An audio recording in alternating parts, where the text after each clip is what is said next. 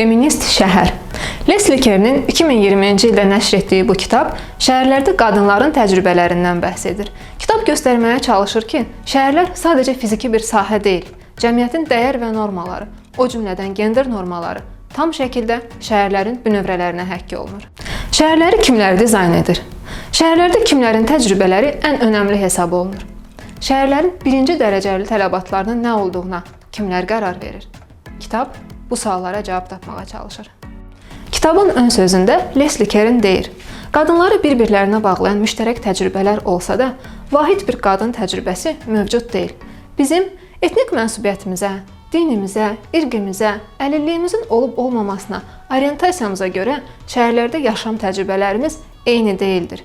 Şəhərləri bütün qadınlar üçün təhlükəsiz və əlçatan etmək məqsədi ilə etiraz önəmlidir. Çünki dəyişikliklər iqtidar sahibləri tərəfindən bizə xeyirxahlıqla lütf edilməyəcək. Dəyişikliklər uğrunda savaşmaq lazımdır. Sizə tövsiyə etmək istədiyim kitablardan biri Virginia Woolf'un özünə aid bir otaq kitabıdır. Woolf bu kitabı Cambridge və Oxford universitetlərində olan qadın və ədəbiyyat haqqında çıxışlarından sonra hazırlayıb. Elə o, bu kitabda qadınların niyə ədəbiyyatda daha geridə qaldıqlarını açıqlayır. Feminist yazıcı tarixdə qadın yazıçıların nə ilə məşğul olduğunu, nəyi sevdiyini araşdıranda heç bir məlumat tapa bilmir. Buna görə də o, Shakespeare'in bacısı olan, lakin heç vaxt kitab yazmağa imkan tapa bilmədiyi üçün intihar edən bir qadın obrazı yaradır.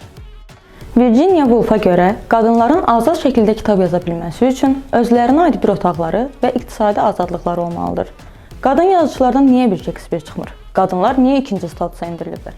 Bu kimi suallara cavab tapmaq istəyirsinizsə, məhz bu kitab sizə kömək olacaq. Tövsiyə etmək istədiyim daha bir kitab Sıfır nöqtəsində İnqilab adlanır.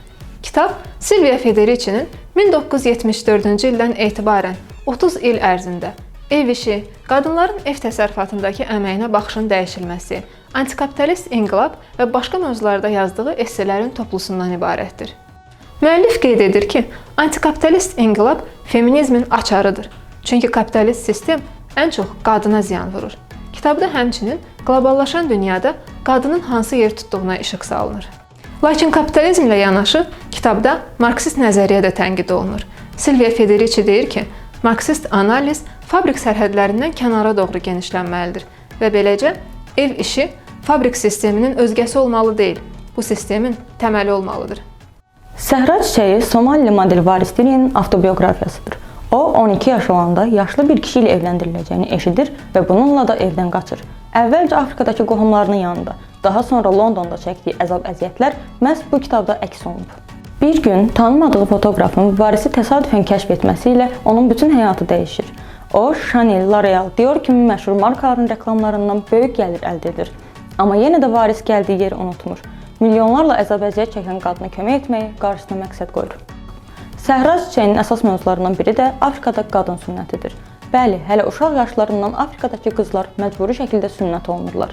Məşhur model üçün bu haqda düşünmək nə qədər çətin olsa da, o, qadın sünnətinə diqqət çəkməyi və bununla bağlı əlindən gələni etməyi özünə borc bilir.